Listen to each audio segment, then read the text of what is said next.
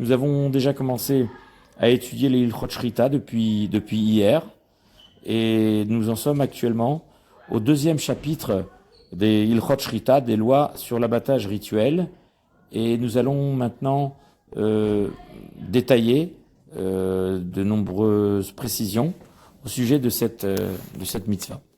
Alors, Perek Sheni, deuxième chapitre. Bechol makom mutar lishrot. Dans tout endroit, il est autorisé de faire la shrita, de faire l'abattage rituel. Chutz mina hazara, à l'exception du parvis du Bet Hamikdash, qui est réservé, bien sûr, au sacrifice. N'est-ce pas? Car en ce lieu kadosh, on ne peut sacrifier que des animaux consacrés au misbéach. She'en shochatin bazara et la koche misbéach bilvad. Car on ne peut sacrifier dans le temple que des animaux qui ont été justement consacrés au Bet Hamikdash, qui sont donc des sacrifices. Avalachulin, mais les animaux qui appartiennent au domaine du profane, au domaine séculier, qui n'est par définition pas kadosh, assour les shortam, il est interdit de leur faire la shrita dans le parvis, dans l'endroit de la hazara, qui est un endroit kadosh. Alors maintenant, ben bebema, ben bechaya, ben beof, qu'il s'agisse d'animaux domestiques ou sauvages, ou bien de volailles. Vechenu omer vipsar ta'ava, et ainsi on trouve écrit dans la Torah, dans le contexte de ce qu'on appelle basar ta'ava, c'est-à-dire dans la parashat Re'eh, dans le Sefer Dvarim, la Torah énumère une certaine mitzvah, c'est-à-dire une autorisation, une permission, un élargissement de la possibilité pour les Juifs de manger de la viande profane, ce qui s'appelle de la viande à n'importe quelle occasion, on va dire, pas forcément dans le temple. À l'époque, quand ils avaient le Mishkan, ils ne pouvaient manger de la viande que s'ils offraient un korban shlamim. Ce qu'on appelle un korban shlamim, c'est un sacrifice rémunératoire. Pourquoi rémunératoire? Parce qu'il paye 3 personnes. Il paye le propriétaire qui a une partie du sacrifice à partager avec sa famille, bien sûr. Il paye également le Kohen qui aura chazé veshok, c'est-à-dire la poitrine et la cuisse. Et il paye également à Kadosh Baruch Hu le misbéach, sur lequel on va brûler toutes les parties, toutes les graisses, tous les entrailles, sur le misbéach. Donc il profite à 3 personnes. Donc c'était un sacrifice quand même. Mais sinon, il n'avait aucune possibilité de manger de la viande en dehors de ce contexte de sacrifice.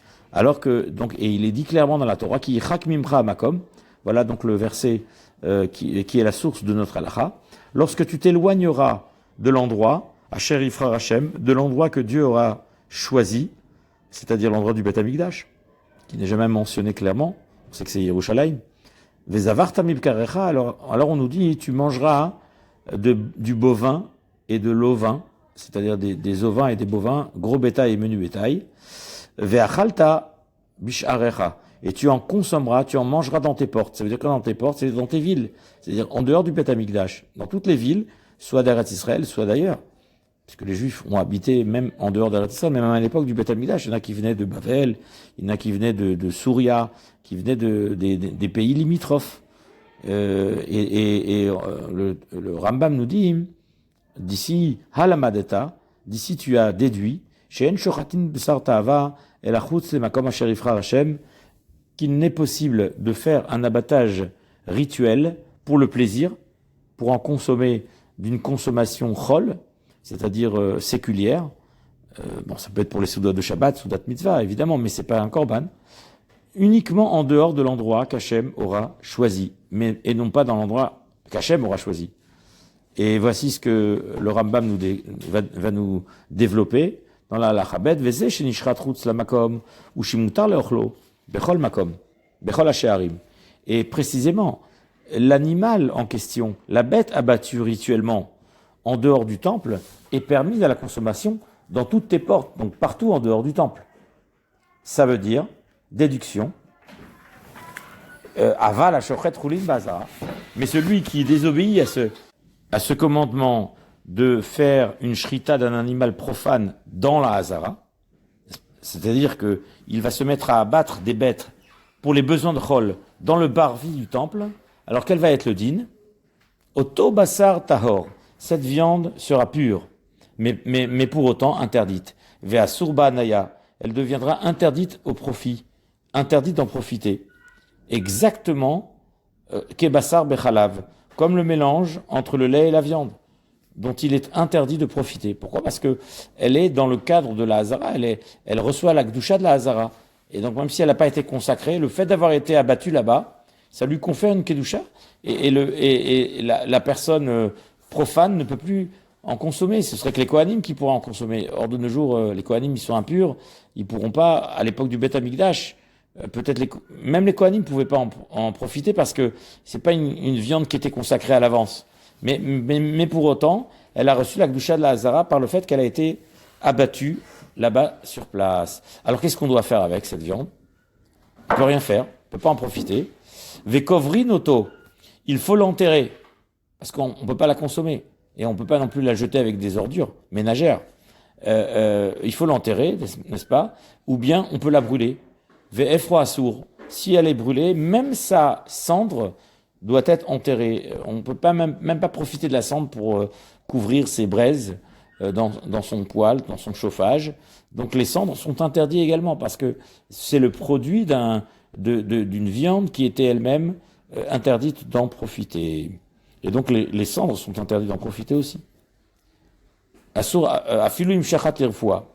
Et même s'il a fait la shrita pour un malade, parce qu'il y avait quelqu'un qui s'est senti mal dans la Hazara, et il a pris une bête, et il l'a abattue rituellement, pour venir en aide à une personne qui avait absolument besoin de manger, de consommer de la viande, et c'est ce qu'on appelle pikuar nefesh, ou alors il l'a fait pour un goy, il y avait un arabe qui passait par là, et il lui a dit, bah tiens, je vais t'abattre pour toi. C'est que pour les juifs que ça pose problème, mais pour toi, c'est pas un problème. Ou alors, même pour un animal, il se dit, de toute façon, au pire, si un juif pourra pas la consommer, je vais la donner au chien. C'est quoi le problème? Ola achil la clavim. Ola achil la goy, soit pour donner à manger à un goy, ou soit pour manger au chien. D'accord?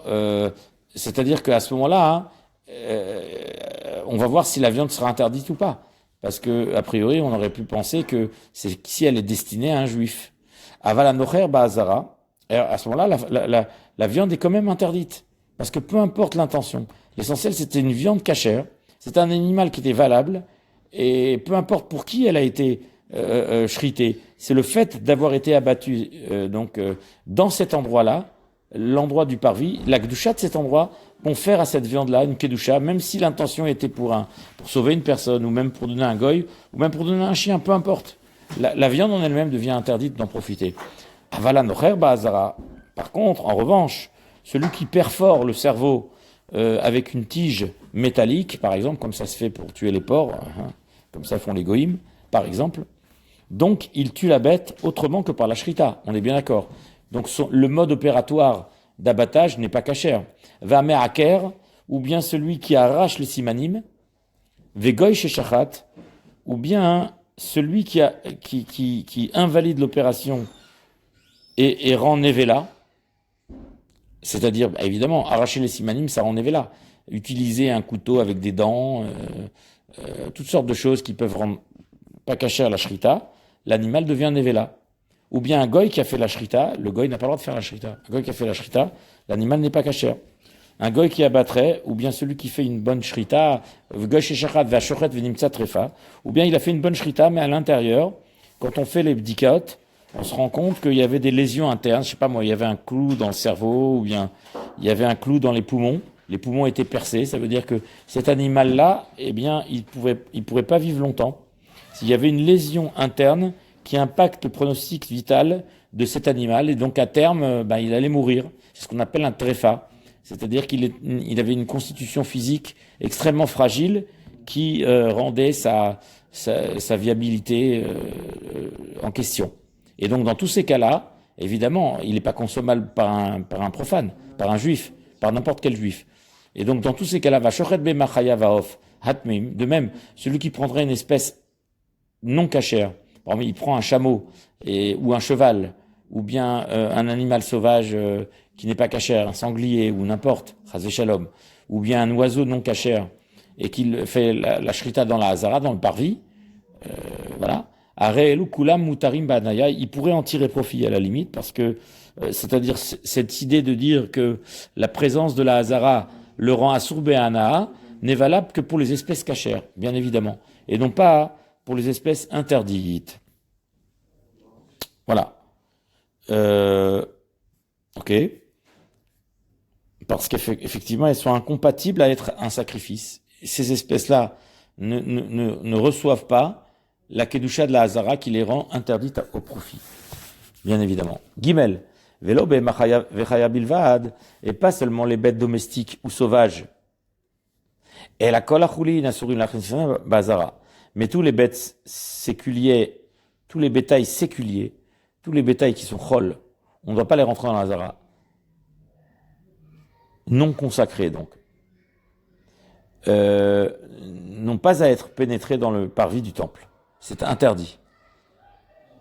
Afilou bsar shchuta, même si la viande elle a été abattue déjà, et elle est bsar choulin, des steaks, j'ai acheté des steaks à la boucherie, et je rentre avec mon sac de viande dans la hazara.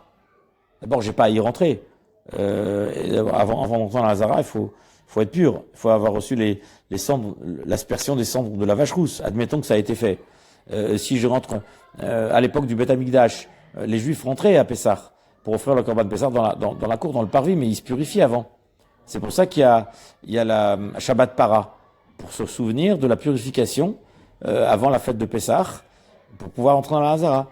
Eh bien, si je rentre avec de la viande de choulin dans la Hazara, et même si cette viande a été correctement abattue, qu'elle est cachère, ou bien carrément, au pérod vapat, ou bien je rentre muni d'un sac qui contient des fruits. Et c'est des fruits choulin. C'est pas de la trouma, c'est pas du maaser, rien du tout. Ou bien du pain qui roule. C'est pas les pains de proposition, c'est pas les chemapanim. Imavar venir nissam, s'il les rentre, tous ces éléments, tous ces aliments, eh bien, mutarim ba'achila, ils sont permis à la consommation en l'état. Et pourquoi? Parce que ils n'ont rien à y faire. C'est-à-dire qu'ils sont incompatibles au fait d'être dans la hazara maintenant, d'avoir été introduits dans la hazara. C'est un petit peu, je dirais, comparable à ce qu'on avait dit avant. C'est-à-dire, de même que les choses non cachères sont incompatibles à la hazara, là, ici, c'est une viande qui a été abattue déjà en dehors. Donc, c'est juste le fait de l'avoir introduit dans la hazara, ça va pas l'interdire plus que ça. De même, les fruits, pareil. Les fruits n'ont pas à y être. C'est pas des fruits de bikurim. C'est rien du tout. C'est pas de la trouma. La trouma, d'ailleurs, n'a rien à faire dans la hazara non plus. Mais enfin, en tout cas, ça ne les rend pas, je dirais, Asur Be'ana, comme c'était le cas pour celui qui a shrité, qui a abattu une bête dans la hazara, bien qu'elle n'était pas Kodesh, elle n'était pas Korban. C'est ça ce qu'on veut dire ici. Parce que ces nourritures sont incompatibles. Ok. Et alors maintenant, le Rambam précise, Udvarim, Elu kulam divrei kabalahem. Et toutes ces règles enseignées dans ce chapitre, dans ce paragraphe, sont en réalité, proviennent de la tradition orale, de Torah Shebé'al Peh. C'est la tradition qui nous a transmis ces enseignements. C'est pas Midéoraïta, c'est pas écrit clairement dans la Torah.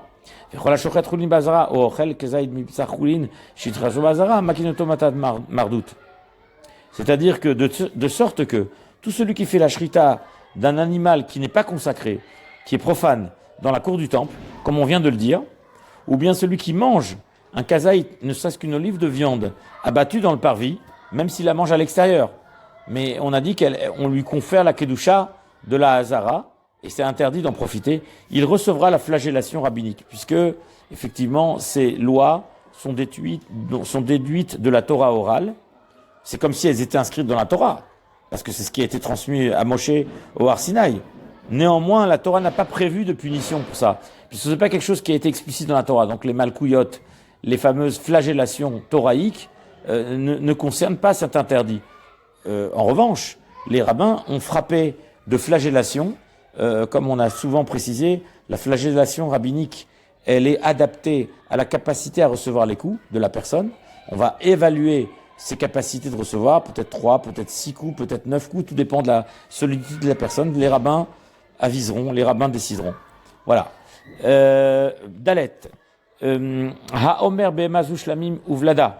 Celui qui déclare cette bête en face de moi est un sacrifice rémunératoire, c'est-à-dire je la déclare korban shelamim. J'ai expliqué qu'un sacrifice rémunératoire, c'est un sacrifice qui va où chacun trouve son compte, à la fois le propriétaire parce qu'il aura des parts qui lui reviendront, et il mangera la viande avec sa famille, chez lui d'ailleurs, dans tous les murailles de Yerushalayim. Les shlamim, ne'echalin, donc les korbanot shlamim sont consommés dans toute la ville de Yerushalayim, comme on le dit tous les matins, dans les korbanot, ne'echalin bechol ha'ir. Ils sont mangés dans toute la ville de Yerushalayim, partout où il y a les murailles de Yerushalayim. Et j'ai dit que tout le monde y trouvait son compte, le Kohen également, et à Kadosh Baruch Hu, les parties qui sont brûlées sur le Mizbeach. Par contre, son petit, c'est-à-dire cette bête-là, elle portait en elle un Vlad, un petit, un bébé, qui était dans son ventre. Et donc, quand il a consacré la mère, il a pris soin de ne pas inclure le bébé. Il a dit, la mère, elle est Kadosh, mais pas le bébé. Par contre, son petit, qu'elle porte en elle, il est Choulin, lui. Il se le réserve pour le garder. Alors, qu'est-ce qui se passe? Im nishreta bazara. Si la shrita, comme elle se doit d'être, a bien lieu dans le parvis, puisque la mère était consacrée, on parle à l'époque du Beth Amikdash, son rejeton est permis à la consommation. Ah, c'est bizarre. Pourtant, tu m'as dit que Basarchouli chez Nishrita Bazara, on n'a pas le droit de la consommer. Et là, il n'y a même pas eu besoin de faire la shrita pour le bébé. Car il ne peut pas le manger en dehors de la Hazara, car à cause de sa mère, il reçoit une kedusha spéciale. Et il est inutile de lui faire la shrita d'ailleurs. Pourquoi? Parce que comme il était dans le ventre de sa mère, Nishrat Agav Imo. Quand on a fait la shrita à sa mère, ça le rend permis lui aussi à la consommation directement. Donc du coup, lui, on aurait dû lui faire la shrita en dehors de la Hazara et pas dans la Hazara, mais en réalité, on n'a pas fait la shrita directement. Mais c'est le fait qu'il était enfermé dans le ventre de sa mère. Et on devait faire la shrita de sa mère dans la Hazara. Et automatiquement, lui, il a reçu la permission de, je dirais, d'être consommé même sans shrita, puisque la shrita de sa mère le rend lui permis. Eh ben, il n'a d'autre possibilité, il n'a d'autre choix que d'être sacrifié dans la Hazara et non pas en dehors de la Hazara. Donc cela ne le rend pas kadosh. Voilà le din. C'est qu'en fait, tout ce qu'on a dit tout à l'heure, que bassar choulin, que de la viande profane, que de la viande séculière, si je fais la shrita de cette viande dans la Hazara, elle est kadosh, elle est asur be'ana, ça c'est pour une viande que j'avais le choix de la shriter dans la Hazara ou même dehors. Mais là, dans ce cas-là, c'est un cas très particulier, parce que le Vlad, il est enfermé dans le ventre de sa mère. Et donc, puisque tu devais faire la shrita de sa mère dans la Hazara, puisque sa mère, elle était kadosh, elle était sacrifice, elle avait la gdusha d'un korban. Mais le petit, lui, il n'avait pas la gdusha d'un korban. Et il n'a pas eu besoin de shrita parce que c'est la shrita de sa mère. Mais lui, il s'en trouve autorisé par sa mère. Mais du coup, il n'a pas la gdusha de l'Issur Be'ana. Seul celui qui a le choix d'être abattu ailleurs devient kadosh si on le fait dans la Hazara. Mais pas lui. Les fichiers no yachol lishrot oto berichuk makom. Car ce pauvre Vlad qui se trouve enfermé dans le ventre de sa mère, du coup, il n'aura pas le Isurana. Pourquoi? Parce que tu n'avais pas le choix que de lui faire sa shrita dans la Hazara par le biais de la shrita que tu as fait à sa mère. Donc du coup, lui n'est pas frappé par l'interdit, puisque c'est seulement celui pour lequel tu avais le choix de le shrita à l'extérieur, que si tu l'as shrité dans la Hazara, tu as fait le mauvais choix. Et là, il sera kadosh, il sera, je veux dire, asur be'ana, et tu pourras pas le profiter, et tu pourras le brûler, l'enterrer, comme on a détaillé tout à l'heure. Alors que celui-là est tout à fait permis, parce que tu n'avais pas d'autre choix que de le shriter à cet endroit-là, puisqu'il était dans le ventre de sa mère. J'espère que tout le monde a bien compris. Hey! En shochatin etor yamim u neharot. On ne fait pas une shrita quand on est à l'intérieur d'une mer ou bien d'un fleuve. Parce que, quel est le problème? On a les pieds dans l'eau, c'est sympathique. Où est le problème? On a dit qu'on peut faire la shrita bechol makom. Alors on a précisé pas dans le Beth Amikdash, pas dans le parvis du temple. Ok, très bien. C'est une première restriction. Quand on dit tout, il y a toujours des exceptions. C'est l'exception qui confirme la règle. Ici, l'exception, c'est quoi? On ne fait pas une shrita quand on a les pieds dans l'eau, dans la mer ou dans le fleuve. C'est quoi le problème? Chez Mayomrou, parce que celui qui voit ce spectacle, qu'est-ce qu'il va dire? Oved Maïm Houzé, c'est un idolâtre de la mer, c'est un idolâtre du fleuve, et c'est pour ça qu'il fait face à la mer, face au fleuve, parce que c'est le pouvoir du fleuve, le pouvoir de la mer, c'est une idolâtrie. Véniré que makriv la maïm, c'est comme s'il offrait ce sacrifice à l'eau, à la mer ou au fleuve. Vélo ishrot les klima les maïm, de même un bassin rempli d'eau ou je dirais un tonneau rempli d'eau, et tu fais la shrita juste en face. C'est un petit peu comme si tu montres que tu veux faire un sacrifice à une forme, à une certaine représentation. Un bac d'eau, un bassin d'eau, c'est une représentation d'idolâtrie. c'est une tsura, c'est une forme qu'on n'a pas le droit d'idolâtrer ou d'adorer ou d'offrir quoi que ce soit. Chez Terae, Bamaim, chez Shechad. Parce que, en fait, lorsque tu prends un bassin d'eau, il y a une image qui se reflète. Ça peut être ton image, ça peut être l'image de l'animal. Et cette image-là, c'est une image qui est une représentation de quelque chose. Ça peut être un objet d'adoration. Dans certaines croyances idolâtres, quand on faisait refléter son visage dans l'eau, c'était une sorte d'idolâtrie et d'adoration, comme ça. Et donc, à ce titre-là, cela peut être pris pour une entreprise d'idolâtrie. Velo ishrot betor letor hakelim.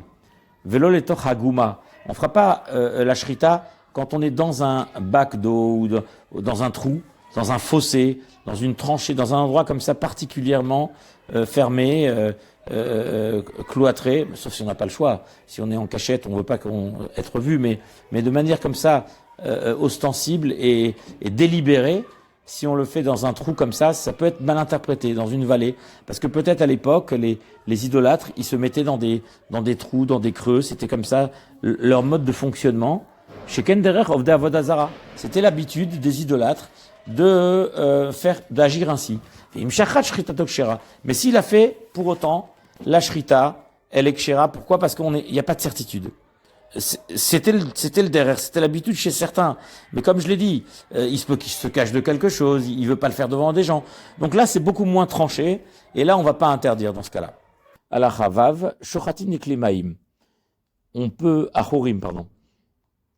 faire la shrita de telle sorte que le sang va justement gicler, se déverser du beth shrita, du cou de l'animal, dans un ustensile qui est avec de l'eau trouble.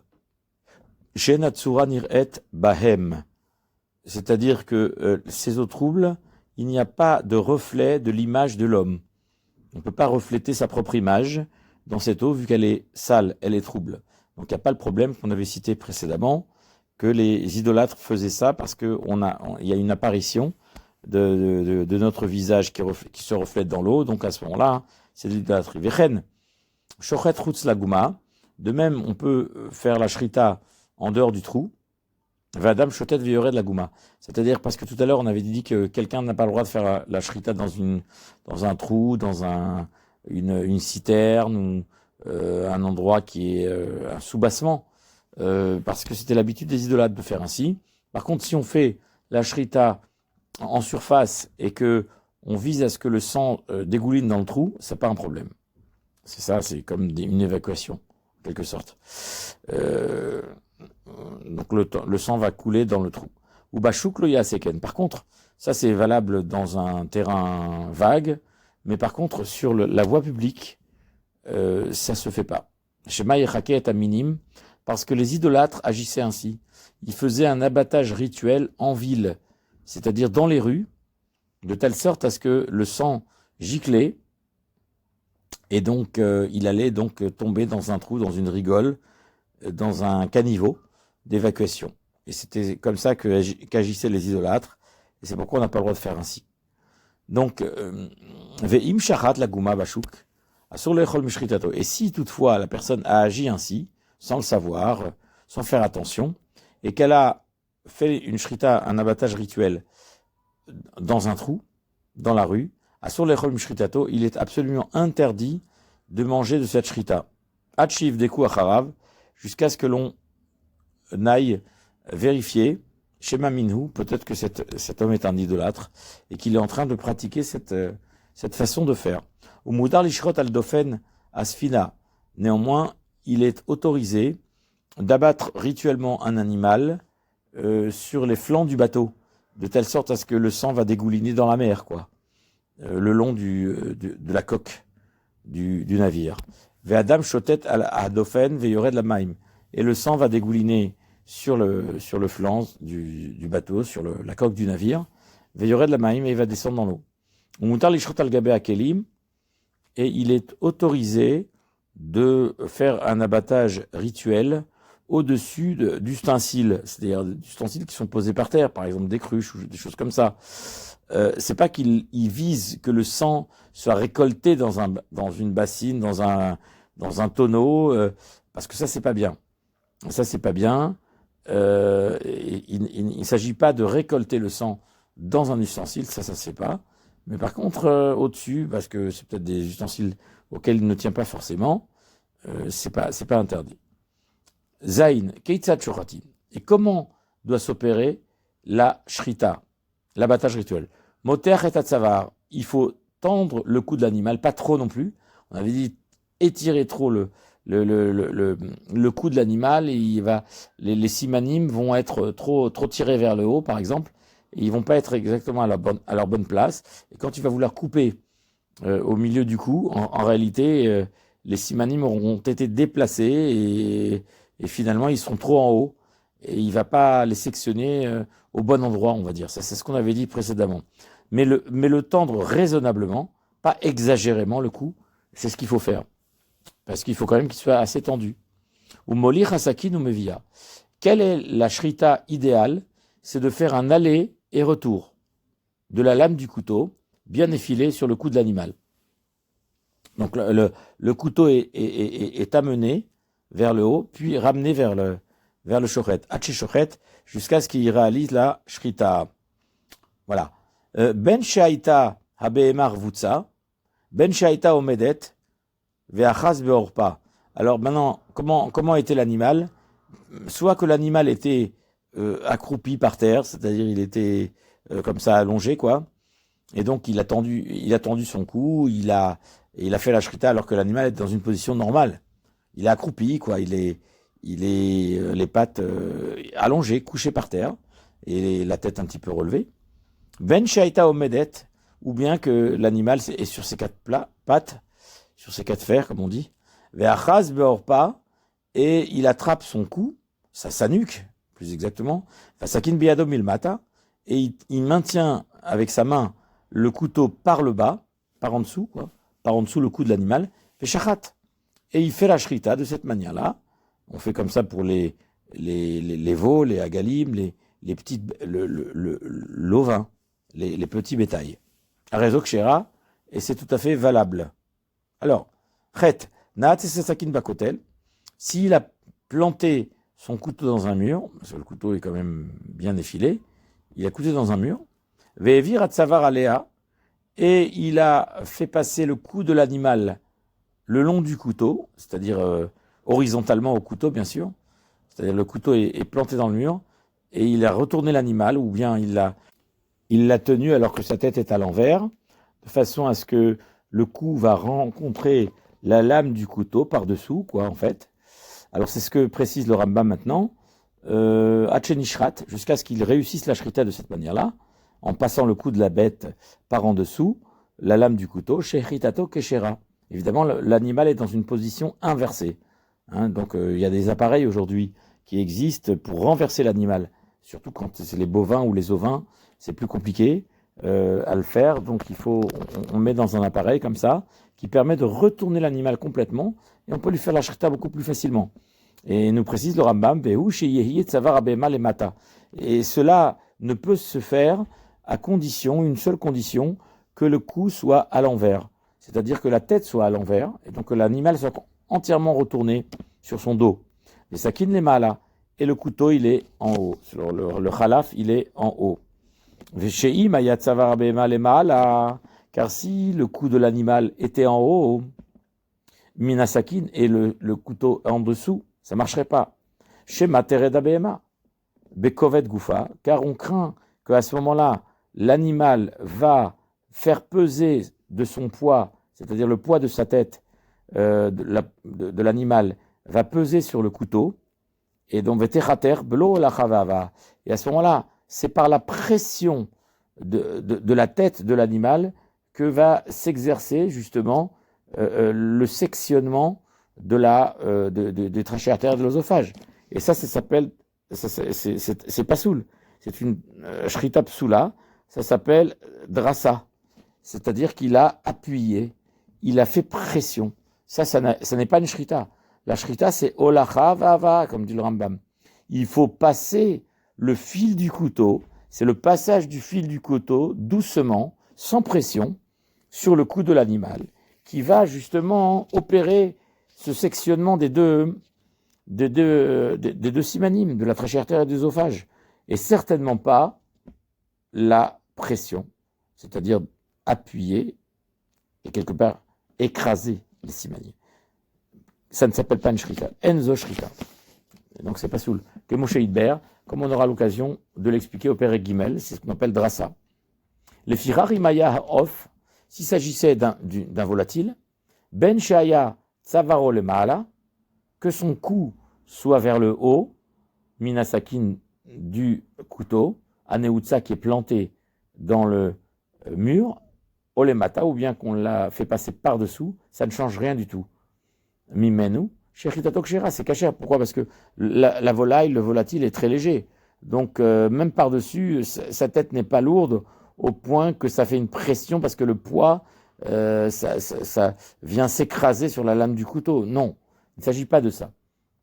Ce sera toujours le fil du couteau qui va trancher les simanim, ou le siman d'ailleurs, parce que s'agissant d'une volaille, c'est un seul siman, et c'est beaucoup plus simple à obtenir une sherita keshera, s'agissant d'une volaille dont la tête est passée au-dessus du couteau qui est planté dans le mur, s'agissant d'un animal domestique, bovin, ovin ou même sauvage d'ailleurs, on ne peut pas faire comme ça. Si le couteau est planté dans le mur, ça veut dire que c'est le poids de la tête qui s'écrase sur le couteau, comme on l'a bien expliqué. Tête, ashochet veolir et asakin velo evia. Celui qui fait la shrita, qui n'a fait qu'un seul mouvement, c'est-à-dire il y a le va et vient, c'est-à-dire écarter le couteau de soi, c'est ce qu'on appelle la holacha, et la hava, le ramener vers soi, un aller et retour. Eh bien, s'il a fait un aller simple, c'est-à-dire il a conduit le couteau vers l'extérieur, vers le haut, n'est-ce pas? Holir, il a amené le couteau quelque part. Vélo evia, il n'a pas ramené vers lui. O evia, vélo holicha, ou bien carrément, il a commencé de l'extérieur, et là il a touché le cou de la bête, et c'est uniquement le mouvement de ramener le couteau vers lui, c'est-à-dire en un seul mouvement, en fait, il n'a pas fait les deux mouvements nécessaires ou bien préconisés par la shrita, mais il n'en a fait qu'un sur les deux, et ça a marché. Il a réussi à trancher le rov des simanim, puisque le couteau est bien effilé, shechitato kshera. La shrita est tout à fait validée. Holir vevi achechata harosh veitizo shritato kshera. Si, en ayant fait un aller-retour, c'est-à-dire en ayant passé le couteau une première fois vers l'extérieur et une deuxième fois vers l'intérieur, il constate qu'il a fait tomber la tête de l'animal, c'est-à-dire il a carrément sectionné, il a décapité, quoi. Ça coupe très très bien. Shritato kshera. La shrita est tout à fait valable, c'est-à-dire il en a fait beaucoup plus qu'il n'en faut, puisqu'évidemment, il n'a pas tranché la majorité des simanim, il a tranché la totalité des simanim, à tel point que la tête s'est coupée en deux. Donc qu'est-ce qu'on peut demander de plus? Il a fait plus que ce qui est demandé par la halacha, pour être kasher. Holir velo evi, oevi velo holir, veiti c'est roche beolacha bilvad, o beava bilvad, imesh besakim kemelo shne tsavarim, mitzavara nishra shchirato kshera. Alors maintenant, si un seul des deux mouvements a suffi pour faire sauter la tête, c'est-à-dire qu'il a écarté le couteau, ou bien il a ramené le couteau vers soi, et uniquement avec un mouvement sur les deux, il a réussi à faire sauter la tête, alors c'est kasher, mais à une seule condition. Comment peut-on dire que c'est kasher? C'est si le couteau, il est grand comme 2 fois le cou de l'animal. Si le couteau en lui-même fait deux fois le cou de l'animal, ça veut dire que c'est le passage de la lame sur le cou de l'animal, c'est-à-dire un passage assez long, puisque déjà le couteau, il a 2 fois minimum la largeur du cou. Donc ça veut dire que c'est vraiment le passage qui a tranché les simanim, et ce n'est pas la pression, n'est-ce pas, contre les simanim qui les a tranchés. C'est pas écraser les simanim, mais c'est passer la lame par un seul passage, vu que la lame fait au moins le double de la largeur du cou, eh bien c'est le passage de la lame effilée et tranchante sur les 2 simanim qui va opérer justement le résultat obtenu, qui est d'avoir tranché la totalité des 2 simanim. Et à cette condition seulement, cela est kasher, et ce n'est pas étonnant, parce que le couteau a été très très affûté. Veimlav shritato psula. Et si le couteau ne fait pas au moins 2 fois la largeur du cou, c'est pas soul, parce que on craint qu'il y a eu une pression, et que sectionner les 2 simanim a été obtenu par un exercice de pression du couteau, ce qui n'est pas du tout kasher.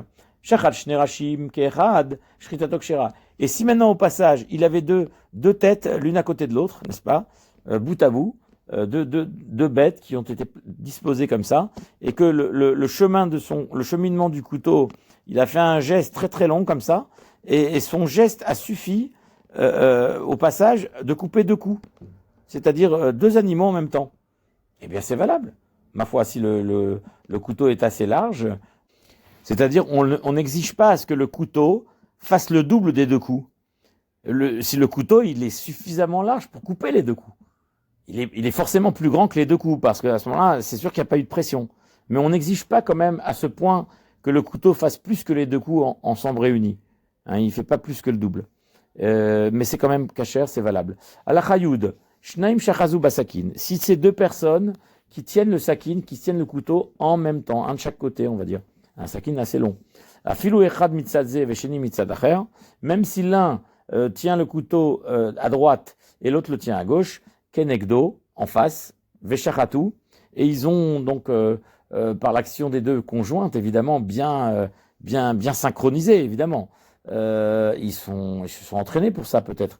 Il s'agit d'une grosse bête, peut-être. C'était plus facile pour eux. Il pensait qu'il n'était pas capable de le faire seul. Il avait besoin d'aide pour ça. Eh ben, ici, on valide tout à fait cette chose-là. Veshachatu. Ils ont réussi à faire la shrita ensemble. Shritatam keshera. La shrita est tout à fait validée. Vechen shnaim shachazu shner sakinim. Et de même, deux personnes qui ont fait la shrita avec deux couteaux différents. Là, tout à l'heure, il s'agissait du même couteau tenu par deux personnes aux deux extrémités du couteau. Mais même s'il s'agissait de deux couteaux en même temps, qui vont pas couper exactement au même endroit, mais chacun un côté des simanim, c'est-à-dire un il se met à droite, l'autre il se met à gauche, et il coupe avec deux couteaux différents, mais au même moment. Les simanim, donc les deux tuyaux, trachée artère et œsophage, et charatu ke'echad bishne mekomot, batsavar. Et ils ont fait une shrita à deux endroits. Bien évidemment, il ne faut pas que les couteaux se rencontrent, sinon ils vont se gêner. Mais chacun a coupé des autres anneaux à quelques centimètres d'espace, n'est-ce pas? Mieux vaut deux shritot qu'une seule, qui peut le plus, peut le moins, évidemment. Donc c'est pour être sûr que c'est vadaï, que c'est kasher. Sheritatam keshera, oui, ça ne va pas donc abîmer l'animal en quelque sorte. La shrita est forcément keshera de cette manière-là. Ve'afilu shachat ze aveshet bilvad. Orubo, ve'asheni shachat b'makom acher. Akane, orubo. Et si maintenant, et bien que justement, bah oui, comme chacun se met dans un angle différent, ils sont pas au-dessus de la bête pour ne pas se gêner, n'est-ce pas? On voit bien la chose. Le cou, la bête est retournée, son cou est inversé, et puis la trachée artère et l'œsophage, ils s'avoisinent, ils sont à côté l'un de l'autre. Alors il y en a un qui arrive à trancher la trachée artère par son côté, et l'autre il arrive à trancher l'œsophage, parce qu'il est légèrement de l'autre côté, n'est-ce pas? Il y a un léger décalage entre les deux. Et bien à ce moment-là, c'est kasher. On a dit soit plus que majorité de chaque siman opéré par un shochet différent, ou bien la totalité des simanim, c'est-à-dire un siman totalement sectionné à droite, et l'autre siman totalement sectionné à gauche par l'autre shochet, au même moment, simultanément, même si c'est pas exactement au même endroit, et c'est pas le même siman, are shrita zug shira. D'accord? Cette shrita est tout à fait validée. Et bien que la shrita ne s'est pas faite dans un seul endroit, elle s'est faite dans deux endroits différents, mais c'est complète. C'est tout à fait valable. C'est-à-dire une shrita qui est faite en biseau, en diagonale. C'est-à-dire que cette shrita est faite en diagonale. Et comme j'ai dit que les deux simanim, ils sont côte à côte, en fait, les deux simanim. Ils ne sont pas l'un en dessous de l'autre. Trachée artère et œsophage sont côte à côte par rapport au cou. Quand on est de face dans une glace, ils sont l'un à côté de l'autre. Ils sont côte à côte. Donc forcément, la shrita, Asuyak et kolmos, c'est-à-dire que elle va se faire comme par exemple kolmos. Kolmos, c'est-à-dire comme en diagonale, ou shrita Asuyak ke masrek keshera, c'est-à-dire que il va faire une shrita soit comme, c'est-à-dire un geste arrondi, un geste en arc de cercle.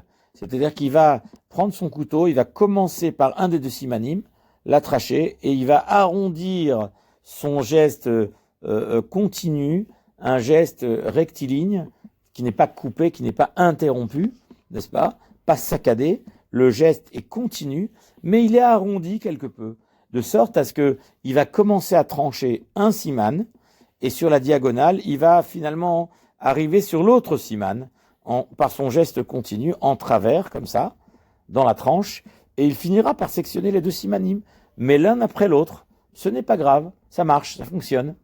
Ça, c'est Kekulmos. Masrek, Keshera. De même, s'il fait Masrek, c'est-à-dire, ça c'est comme un peigne. Un peigne, quand on se peigne les cheveux, ben, on arrondit le peigne, ben, il prend la forme de la tête. N'est-ce pas? Ben, c'est la même chose. Il fait un geste arrondi comme ça. C'est une autre forme de shrita qui est continue, mais arrondie, on va dire. Il y a une oscillation de la lame du couteau au-dessus des signes de cache-route. Et finalement, ben, le résultat, il est bon. Pourquoi? Parce que il arrivé au bon résultat. C'est-à-dire que finalement, il va arriver à faire la shrita du siman. Du siman, des simanim en tout cas. Et il arrivera au résultat escompté.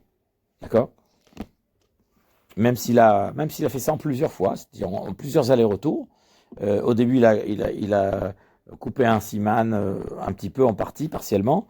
Et puis, il a continué sur l'autre siman, puis il l'a pas lâché. Il a fait encore un aller-retour, comme ça. Bah, le résultat, il va être obtenu au bout d'un certain temps et c'est tout à fait validé. Voilà. L'essentiel, c'est de ne pas s'interrompre. Continuons. Alors maintenant, Yud Aleph, En Ashrita Achulin, Tzricha Kavana. Il n'est pas nécessaire d'avoir l'intention de réussir l'acte de Shrita. Quand s'agissant des Chulin, c'est-à-dire les Chulin, c'est les animaux profanes, c'est-à-dire le séculier, le domaine séculier, le domaine du quotidien, le domaine qui est hors Beth Amikdash, hors sacrificiel, bien évidemment. Et là, Filusharat Kemit Asek. Mais même si la Shrita s'est faite par un geste manqué, c'est-à-dire il ne s'y attendait pas, il a manipulé son couteau comme ça dans l'air, il se trouve que l'animal était là, positionné. En réalité, c'est comme s'il s'entraînait à faire le bon geste, et à ce moment-là, le coup de l'animal s'est présenté, et il a tranché correctement les deux simanim, sans l'avoir véritablement recherché. Oderer Sechok. Ou bien, bah, il voulait s'amuser, il montrait à son copain comment on fait le bon geste pour trancher, puis il y avait un animal qui était là. Au Shezerak Sakin, ou bien carrément il a lancé son couteau, les nats, à bakotel, pour le planter dans le mur, parce que il a l'habitude de faire ça. Ou Shrata Balichata, il a pas vu qu'il y avait le coup d'un animal, et dans son voyage, dans son cheminement, le couteau est allé trancher comme ça le coup d'un animal. Oilu Ashrita Karaoui. Étant donné que grâce à la force d'un humain, on a obtenu un résultat favorable au niveau de la shrita, à savoir que les simanim ont été correctement sectionnés et tranchés, bimkoma, au bon endroit, c'est-à-dire à l'endroit du cou, à l'endroit des simanim, tels qu'on les a définis précédemment, veshiura, au niveau de la mesure, parce que la majorité des simanim a été tranchée, rezukshira, c'est tout à fait validé. Yudbet, les fichar, c'est pourquoi, même si c'est quelqu'un qui est sourd-muet, c'est-à-dire pas en pleine possession de ses facultés de conscience et d'intellect, au choté, quelqu'un qui est fou, qui n'a pas toutes ses facultés, au katan, ou bien un enfant qui est immature, qui n'est pas responsable de ses actes, au shikor, ou bien quelqu'un qui est ivre, shenidbal beladato, qui est troublé dans son état d'esprit, dans ses facultés mentales, dans sa conscience, il n'est pas en pleine possession de ses moyens habituel, ou Mishachatoru Hara, ou bien celui qui est pris par une colère, par un espèce d'emportement soudain, chez Shachatu, et qui ont quand même fait une shrita dans cet état, second, on va dire, Vacherim Roimotam, et ils ont été surveillés, parce que à ce moment-là, ils se contrôlent pas eux-mêmes, mais quelqu'un les a véritablement observés et peut attester que leur geste était tout à fait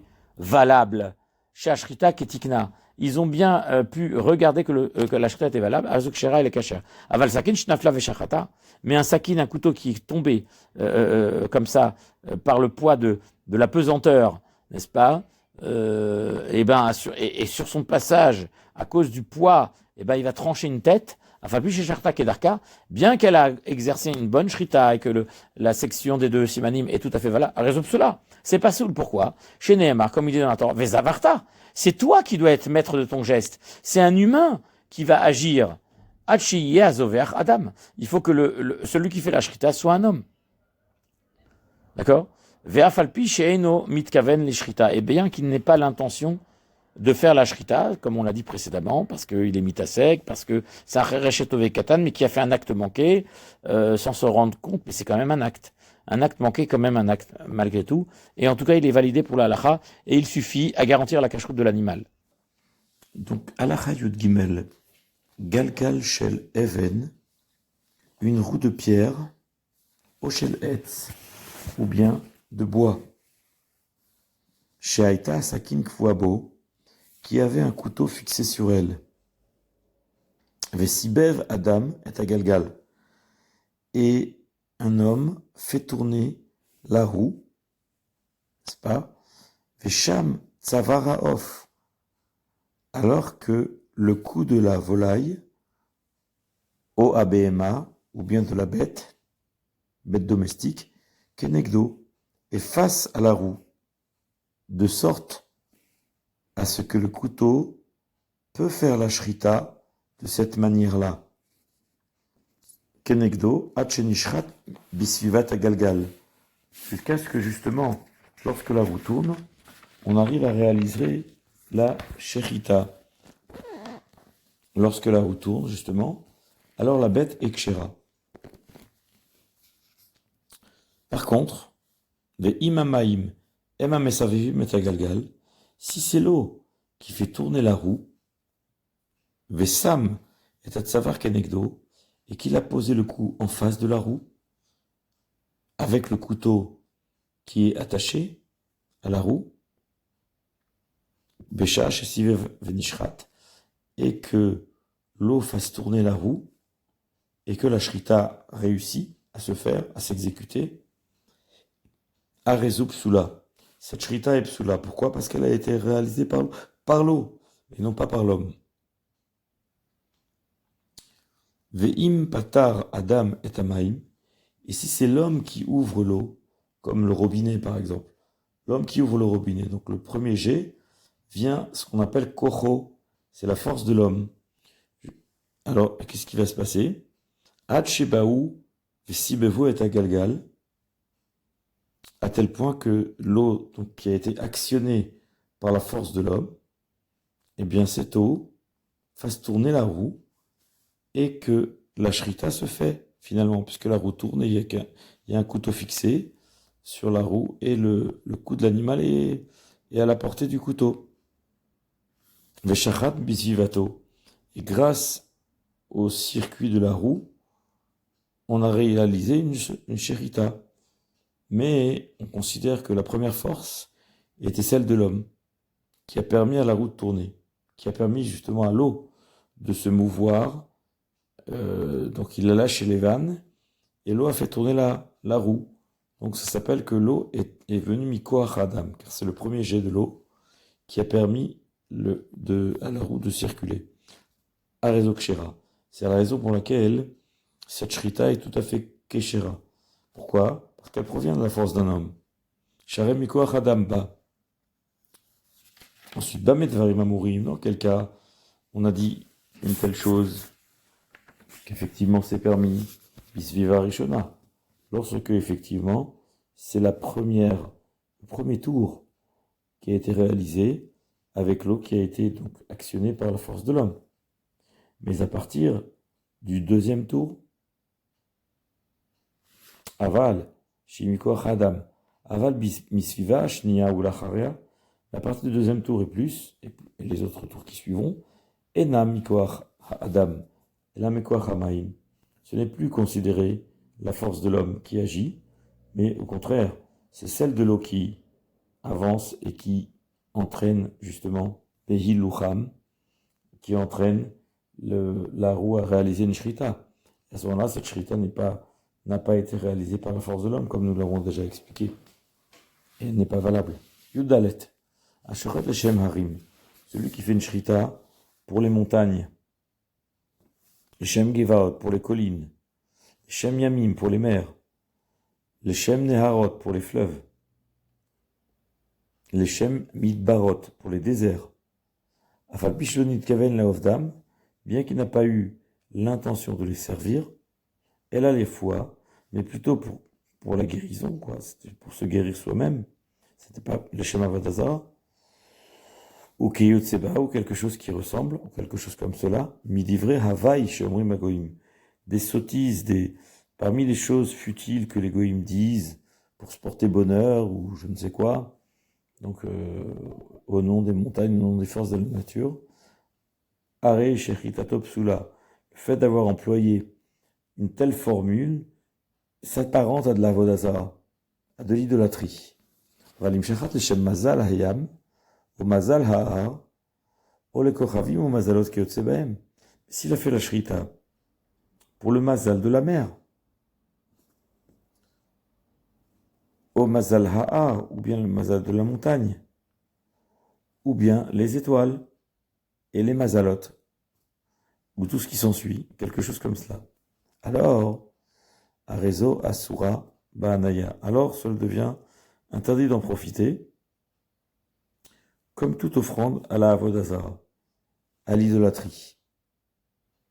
Donc, Kechol Tikrovet Avodazara, comme une offrande à la Avodazara, à l'idolâtrie. Donc, c'est dans les deux cas interdit. Donc, pour deux raisons différentes, mais très voisines. N'est-ce pas? Tetzav. Ashoret et Abema Lizrok Dama, la Avodazara, celui qui sacrifie un animal afin d'offrir son sang à la Avodazara, eh bien, Olak Tichelba, ou bien d'offrir sa graisse, toujours à la Avodazara, Arezo Asura, celle-ci devient interdite, parce qu'au moment de la Shrita, il a eu comme intention d'offrir le sang et la graisse à la Avodazara. Et cela interdit cette shrita.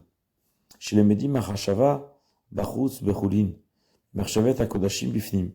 Car on apprend le pouvoir de la pensée qui rend interdite les bêtes séculières de la même manière que les Kodashim, les Korbanot, deviennent impropres à l'intérieur du Beth Amikdash par une pensée étrangère, une pensée, par exemple, que l'on va manger le sacrifice en dehors de son temps imparti, ou bien une pensée qu'on se trouve à l'extérieur de l'endroit dans lequel on doit être, ou bien il pense à un autre korban, il pense qu'il est en train de faire un autre sacrifice que celui qu'il est en train de faire.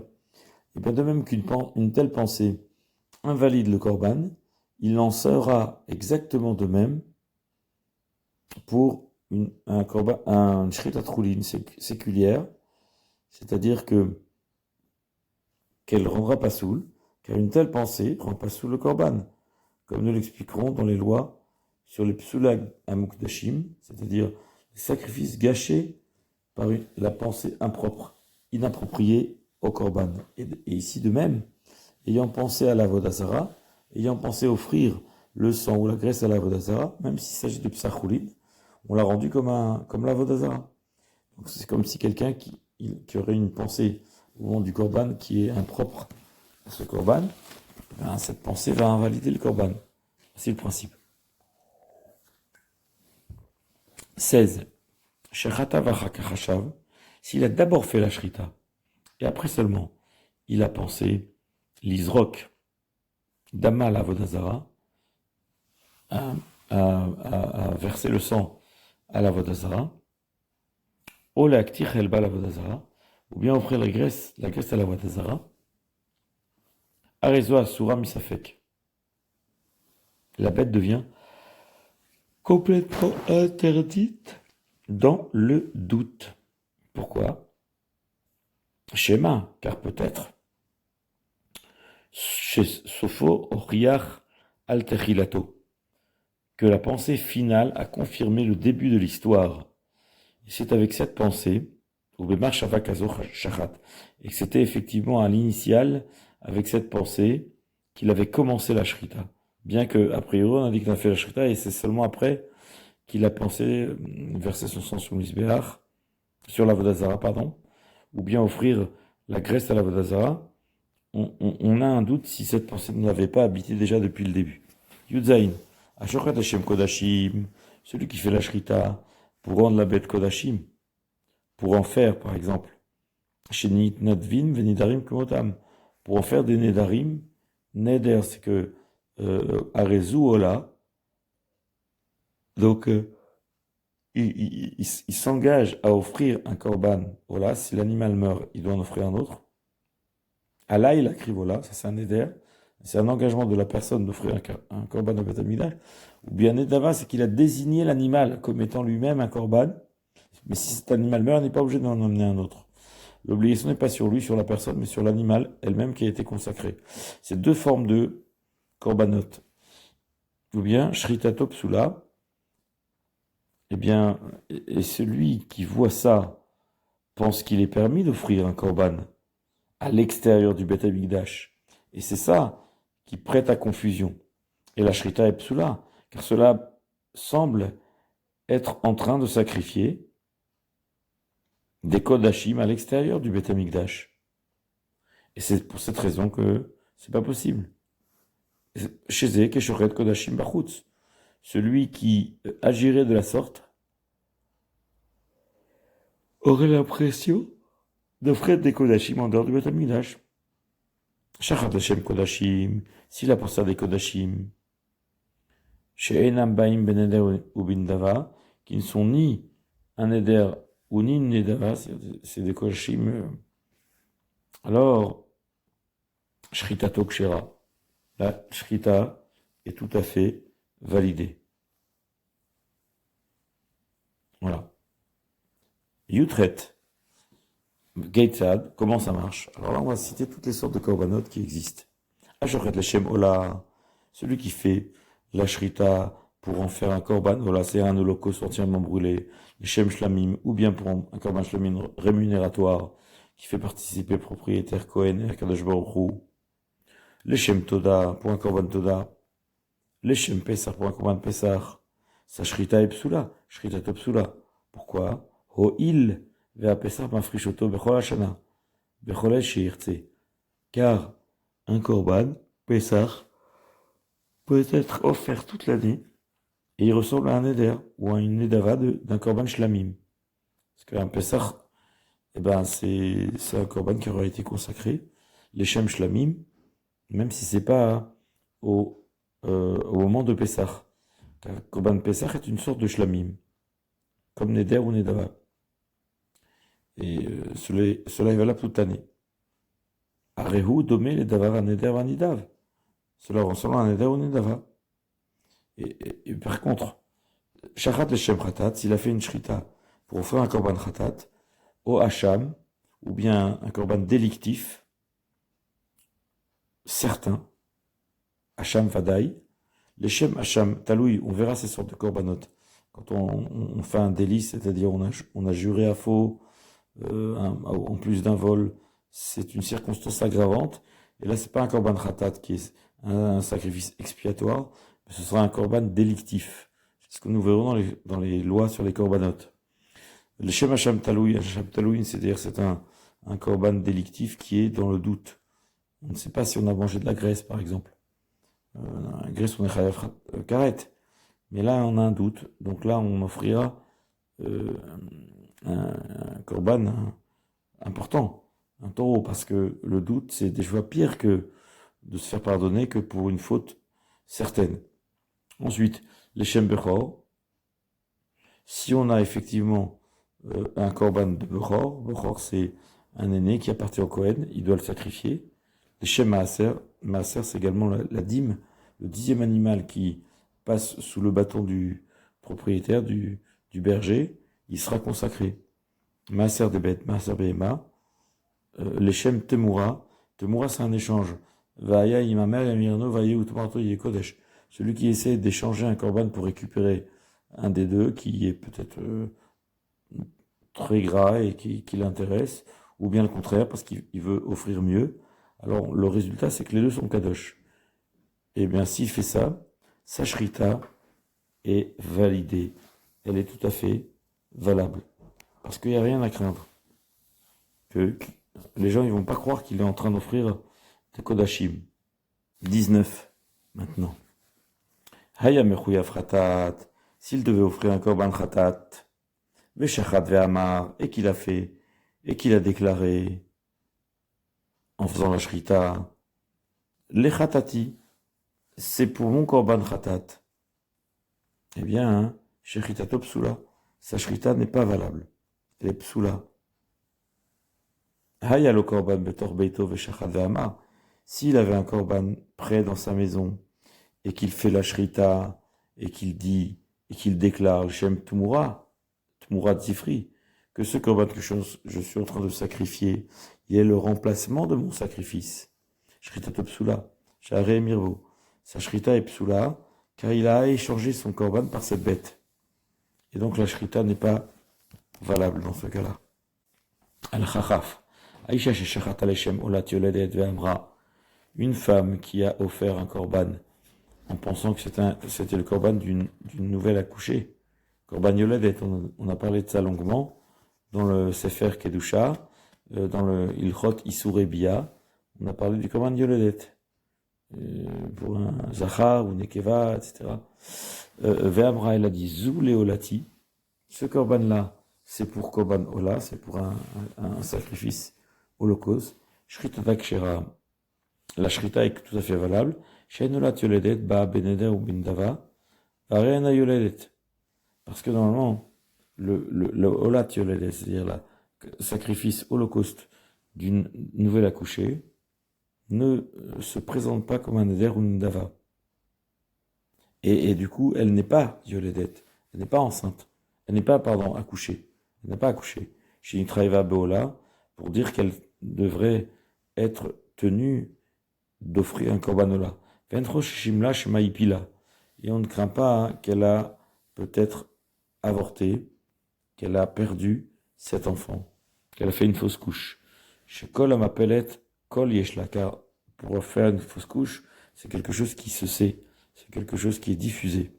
Avala Shoret Hashem Olat Nazir, mais celui qui fait la shrita pour offrir un korban Olat Nazir, c'est-à-dire le korban Olat qu'un nazir est tenu d'offrir, Afalpi chez nos nazirs, bien que lui n'est pas nazir du tout, donc comment il pourrait faire ça? Shrita Topsula, pour autant la shrita est psula. Pourquoi? Parce que ça veut dire que le korban il a pris. C'est-à-dire qu'il y a la kedusha, il y a quelque chose. Chez Ikarn Zirut Neder Minadarim, car le fait de la Nézirut, le vœu de Nézira, de refuser du vin, fait partie des Nedarim. Et donc, c'est pour ça que le Neder il prend. Rafalef, 21. Shnaim Chazin Basakin. Shochazin Echad Mitkaven Hashem Davar Shashochet Lo, Shritato Asura. S'ils sont deux à saisir un couteau, et ils font la shrita ensemble. On avait vu techniquement que c'est possible. S'ils sont shochet rov simanim, ça va marcher. Echad Mitkaven Hashem Davar Shashochet Lo, Shritato Asura. Mais maintenant, c'est plus le problème technique de sectionner les deux tuyaux, la trachée et l'œsophage. La main, c'est plus ça le problème. Il y en a un qui pense, qui a l'intention de faire la shrita pour quelque chose que si on offre pour lui, ça interdit la shrita. Et il dit pourquoi. C'est-à-dire quelque chose d'avodazara, par exemple. Ce qui interdit la shrita, qui va le rendre non valable. Par exemple, les montagnes, ou bien des éléments naturels, n'est-ce pas, qu'on avait cités, qui ressemblent à la Vodazara.